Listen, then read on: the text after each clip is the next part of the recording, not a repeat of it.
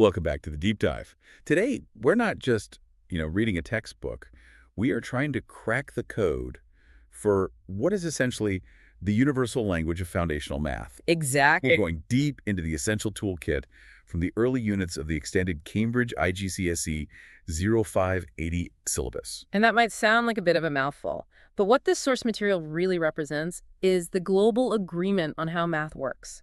It's the set of iron rules that everyone, from a student to a scientist, has to follow. Just to make sure that 2 plus 2 always equals 4. And that a straight line is always, well, predictable. So our mission today is a kind of shortcut. We want to pull out the core foundational rules, the big ideas in number, algebra, geometry, and data, and really highlight how they're all connected. Yeah, the goal is for you, the listener, to quickly get a sense of the structural integrity of higher level math. We're not just listing rules. No, we want to understand why they exist. Okay. Okay, so we have to start at the very beginning. Unit 1, the iron rules of number and order.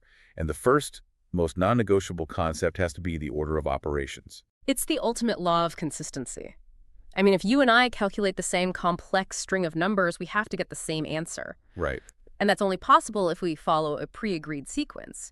That sequence, of course, being BIDMAS. Or PEMDAS, depending on where you learned it. Exactly. So brackets, indices, or powers, then division and multiplication. Which are interchangeable, yeah.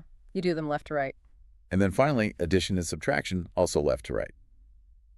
But why is it so critical that we stick to, say, the brackets step first? Well, because the bracket fundamentally changes the relationship between the numbers inside it. So if you have something like 2 times, in brackets, 3 plus 4, the bracket forces you to treat that addition as a single thing. It becomes 2 times 7. It's not 2 times 3 and then add 4 later. It's about prioritizing. BIDMAS just removes all that ambiguity. So if BIDMAS is about the order, then directed numbers are positive and negative integers. They're all about the sign of the result. Yes, and while adding and subtracting negatives can feel a bit like a logic puzzle sometimes. It can. The rules for multiplication and division are the great equalizer. This is one of the simplest but most critical laws in math. If the 2 numbers you're multiplying have the same sign, so both positive or both negative, the answer is positive. And if they're different? The answer is negative. That simple framework holds true for every single number combination. It's beautiful. And that connects back to that move with subtraction, right? If you see something like -5 minus -2, those 2 negative signs next to each other just cancel out. They have to. The system is designed so they simplify, in that case, to -5 plus 2. That sign reversal is a necessary feature. Absolutely necessary. And speaking of necessary features, let's touch on fractions, and specifically the reciprocal. You called it the ultimate concept of undoing multiplication. I did, yeah. I love that idea. So what do you mean by that? Well, if you take any number, say 3/5, and you want to multiply it by something to get back to the neutral result of 1, you have to multiply it by its reciprocal, which is 5/3. The definition is just so elegant. A number times its reciprocal always equals 1. And this little idea is going to pop up again and again when we talk about indices and solving equations. It's foundational. Okay, let's move on. Segment 2, the mathematics of efficiency. This is where we learn how to manage complexity, how to manage scale, without writing out, endless strings of zeros. And that journey into efficiency really begins by breaking numbers down into their core structure, their DNA, if you will. Prime numbers. Prime numbers. A prime number has exactly 2 factors, 1 and itself. It is the absolute definition of a building block. So when you write a number as the product of its prime factors, like writing 120 as 2 times 2 times 3 times 5, or 2 cubed times 3 times 5. You've basically just mapped its entire genetic code. You gain complete insight into its divisibility. And that method, especially with a Venn diagram, is just the most solid way to find the highest common factor, the HCF, and the lowest common multiple, the LCM. It is. It's an organizational tool that just cuts through all the confusion, particularly when you're dealing with really large numbers. And using those prime factors with the powers leads us straight into indices. This feels like the first major example of mathematical shorthand. It's pure efficiency. Instead of writing a times n times a. You just write a to the power of 4. Exactly. And the 3 core rules of indices just flow logically from that. When you multiply powers with the same base, you add the exponents. When you divide, you subtract them. And when you raise a power to another power, you multiply the exponents. It's a closed logical system. Okay, but here's where the system shows how consistent it is. It's not just for positive whole numbers. What happens when we throw in 0 or negative powers? The rules must stay consistent. So if we define a to the m divided by a to the n as a to the power of m minus n, Right. then what's a cube divided by a cubed? Well, following the rule, it should be a to the power of 3 minus 3, which is a to the power of 0. But we also know that anything divided by itself is 1. Precisely. Therefore, a to the power of 0 must equal 1. It's not some arbitrary rule.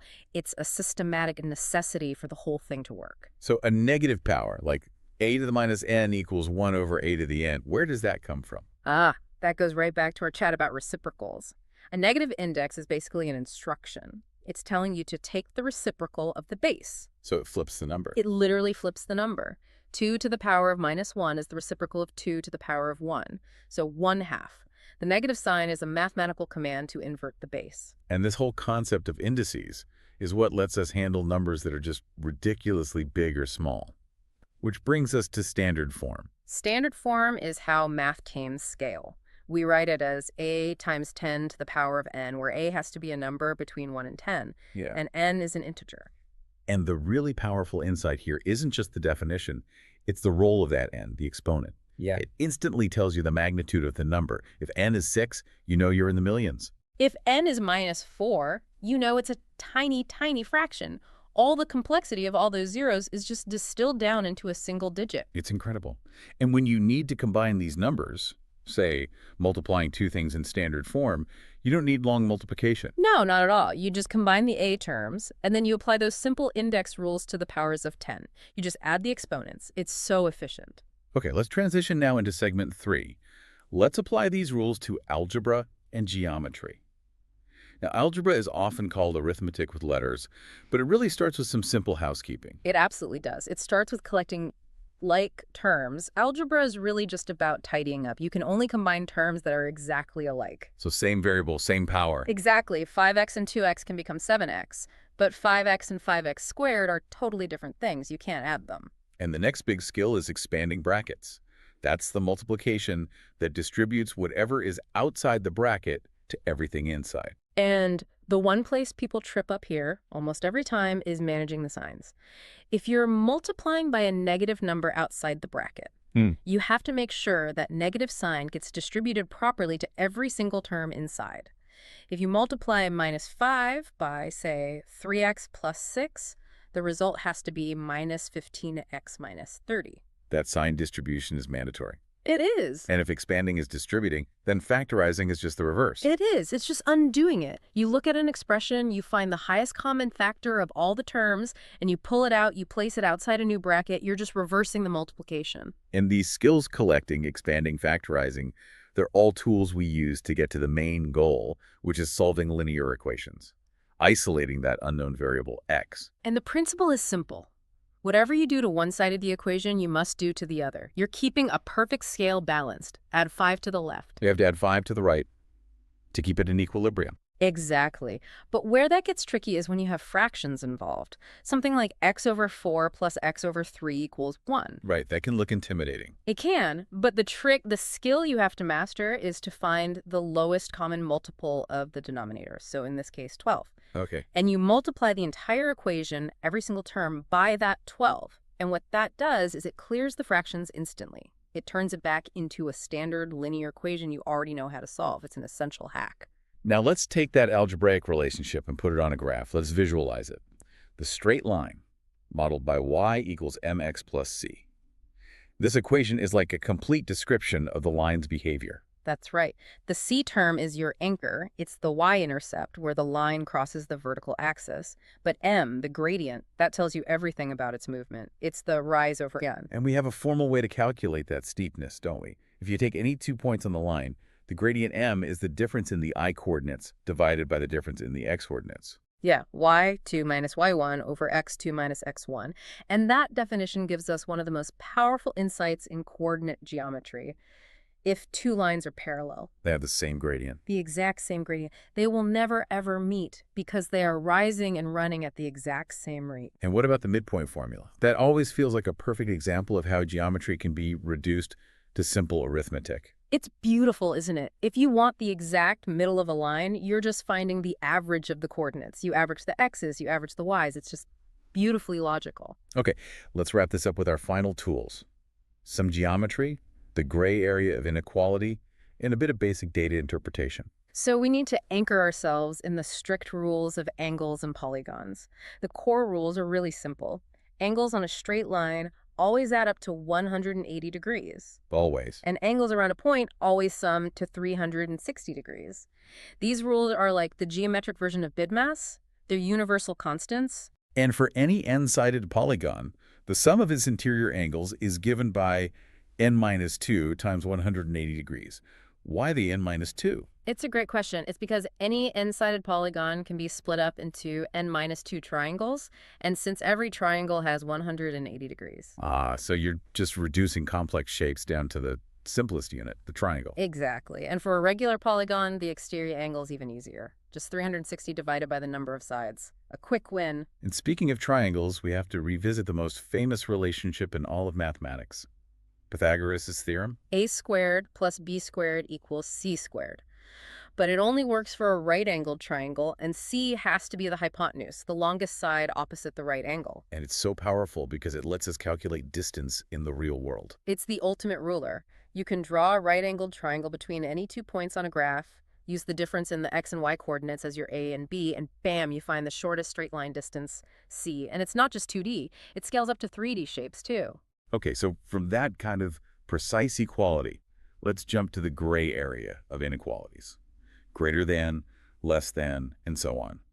Now, when you're solving these, almost all the rules of equations apply, but there's one critical exception. Yes. The one rule you absolutely cannot forget Is what happens when you multiply or divide by a negative number. you must reverse the inequality sign, systemically. If you have minus 2x is greater than 6, when you divide by minus 2, it becomes x is less than minus 3. Why does it have to flip? Because multiplying by a negative flips the positions of numbers on the number line. What was bigger is now smaller, and vice versa. So the greater than relationship itself has to be inverted to remain true. And on a graph, this solution is a whole region, isn't it? With a boundary line that's either solid or broken. Correct. And the standard convention is to shade the unwanted region, which is a bit counterintuitive, but it leaves the valid solution area clear and easy to see. Right. And finally, let's quickly touch on statistics. Before you can analyze data, you have to classify it. And the fundamental split is between discrete data things that can only take specific values, like shoe size or number of people. Can't have half a person. Exactly. And continuous data that can take any value in a range, like height or speed. And that classification then tells you how to analyze it. And the core summaries we use are the 3 averages: mean, median, and mode. The numerical average, the physical middle value, and the most frequent value. And we always pair those with the range highest minus lowest, which gives us a measure of how spread out the data is. Those basics are the lens through which all large data sets are first understood. So we've just navigated this essential toolkit of extended mathematics. We've gone from the universal operating system of BIDMAS to managing scale with indices to leveraging algebraic reversal through factorizing. And then mapping behavior onto a grid with the gradient and measuring the physical world with Pythagoras. What really stands out to me is how powerful the concept of inversion or reversal is in all of this. It's everywhere, isn't it? The reciprocal is the reverse of multiplication. Negative indices are systemic inversions. Factorizing is the reverse of expanding. And reversing the inequality sign is necessary because you literally reverse the number's position on the line. It's a whole system built on balance and, well, undoing things, which raises an important thought for you as you tackle more complex problems. We covered how to solve a single linear equation, like 5x minus 2 equals 8. That's your baseline skill. But the very next step on this journey is solving 2 linear equations at once. Simultaneous equations. And that leap in complexity is solved entirely by combining the simple skills we just covered. Substitution, collecting terms, isolating x, but you scale it up with a method like elimination. The goal is always to reduce that multivariable puzzle down step by step until you're back to solving for one variable using these precise, repeatable rules. Yeah. And now you have the core toolkit to start that process.